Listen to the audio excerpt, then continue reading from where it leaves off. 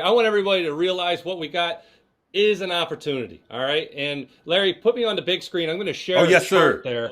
This is what happened back in 2011. We had the market sell off. It was a Friday night. They announced a downgrade by the S&P. Yep. By the end of the year, remember, that's August. By the end of that year, it rebounded almost all the way back up. So is this going to be that bad? I don't know. But look at the national debt here. Let me see if I can shrink this down a little bit so everybody can see it. Almost, we're getting there. $32 trillion, left-hand corner up here. This is the true reason they're downgrading. Remember that this debt is growing dramatically. Take a look at the deficit right here, almost 1.7 trillion this year. That means they're borrowing and spending more money than they are collecting by a ton. And two of the greatest companies in the world, Amazon and Apple, reporting tomorrow. And I've always said that Apple is a stock indicator for the market. Now, if we see a run up and even a retest of the high, then that will tell me that the big money, the hedge funds, and the investment firms like BlackRock and State Street and Fidelity, that they're not scared of this and that it's going to pass. Now, I think it was, somebody in the chat group said to me that Jamie Dimon came out and reacted to the downgrade, and he said, it's no big deal. We expected it. Yeah. It's not really going to phase the markets very much. And so now, I'm just saying this to keep it in balance. We don't have a confirmation that it's spiraling out of control. That's the most important thing I could say tonight is before you sell all your bags, just pause for a moment. Let's give it 48 hours. Today was the first day of digestion. A lot of stocks came down and hit support, and they're very likely to bounce tomorrow. But if they were to sell off further and break to the next level, then, we could get a little panicky. So don't turn around and sell all of your Apple and buy SQQQ, okay? But having said that, a good play on VIX, or if we do get a pop-up, a position on the SQQQ would make more sense today than it has in the last 6 months. Okay, I'm just going to give it to you simple. I'm not confident that Apple has sold more phones in the second quarter of this year. And it wouldn't shock me if things slowed down because there was supply issues that we were aware of. What I think will do it for both Apple and Amazon tomorrow is two things. This is what it's all about. The stocks have come down to this. It's what is their AI story. Now, Apple already teased the Wall Street with the fact that they were going to make some big AI announcements, that they were going to show their hand because they've been playing coy so far with what they're doing with AI integration. And I think this particular earnings is going to be their big display of their plan. Now, and it would make sense because if there is any weakness in the numbers, then they got to bring and put their best foot forward. And that's what I'm expecting out of them. Now, the only way that they could take money out of my pocket is if they gave, in addition to that, because I'm expecting that, is if they gave some bad forward guidance. We saw that with some other plays. A couple of them come to mind today. I think it was that I forget which one I'm thinking of, but we saw it already that they killed it. They had great numbers. They gave weak forward guidance, and so that's what I'm going to be watching out for. I'm going to be watching for the stocks to pump off of AI rhetoric, and then we're going to see if they could turn around if they fell off of any form of weak guidance. Amazon could go all the way up to the high 130s, even as high as 140. And Apple, my best target would be 202, but we could get a double top at 190. Say that again. Say that again for the people at home with their pencils. Say it again. Amazon right now is trading in a range between 122 on the low end and all the way up to 140 on the high end. As long as we don't break down below 122, this is absolutely in play. So 122 to 140 on Amazon. And but I'm not saying it's going to hit 140 on earnings. I would be pleased with anything at this point. I'd be pleased with anything above 133, to be honest. Apple, the range that we're looking at is to long run. I know for certain we're going to come back and back test 183. But at the moment, if they come out with some good positive guidance and some good positive AI rhetoric, we are wanting to go upwards to 199 and over to 202. If they killed it and everything was good, the very, very top that it could reach would be between 204 and 208. 208 being max. But that would surprise me at this point. On average, August has been the worst performing month for stocks since 1986, right? Now, for me, I'm glad that Finch decided to do it today in the worst month because a lot of people were prepared. Everybody, myself, I started to slow down in the amounts of trades that I was taking. Now, Year to date on VOO. This is the Fortune 500 companies. This is basically the market, right? This is basically the market. It's up 18% today. Let's think back to January. Let's think back to February. Let's think back to March. How they were telling us the banking crisis. Oh man, it's a wrap. Everything is over. Don't buy anything, right? The mainstream media is telling us that. But look at what the market was doing. How does the market go up like this in that amount of time? These are the top 500 companies basically in the world, really. And look at what's going on here. They're up 18%. The market is not supposed to move like that in a single year. But what's going on? They know it was time to buy. But what were they telling you? They were telling you not to buy. They were telling you to be afraid. They were telling you to stay out of the market while they were loading up. And this is what I want you to see. And another thing, too, I'm so glad Larry brought that up about the bank losing $75 billion in people's deposit. You know what's crazy about that? I bet you didn't hear about that, but you heard about aliens. Every time you see and every time you hear about aliens being real, not to say that they're real or they're fake, you got to look at the scroll down a little bit, see what news they didn't put on the highlight. They want to make sure that you kind of distracted. So I want everyone to look at this, right? I did it on one of my videos. I'm going to make a longer video about it. This is the past halving dates, right? For those of you that don't know what the halving is, Josh, take 30 seconds and tell them what halving is.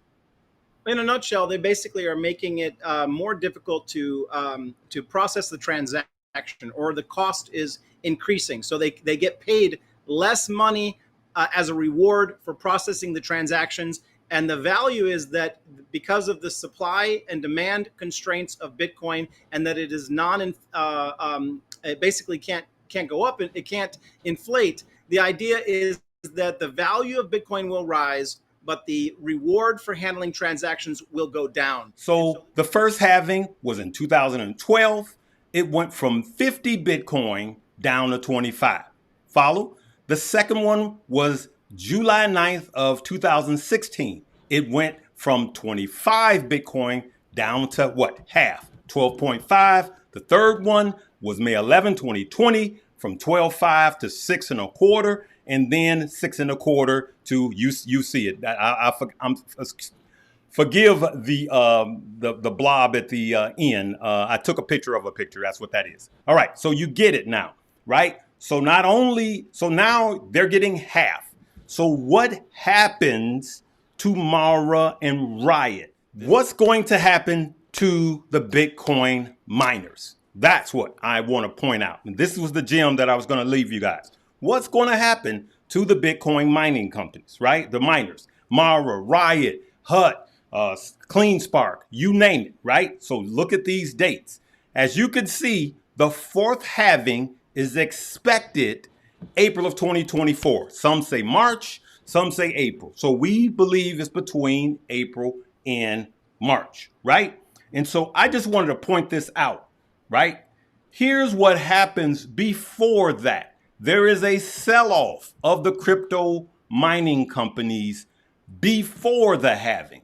But as you can see here, I don't know if you can see that I know that's tiny, but here we have, that was the fourth one is expected. And what happens right here is when the last one was. What was that? May 11th. So let's go. So around here is where the last halving happened, right? So clearly you could see during the halving and leading up to the halving is the best time to buy the miners. You see here? So what happens after that? As you could see, it was 70 cent, 80 cent. What happened after that? It skyrocketed, right? Look, that's 75.92. You see that number to the right?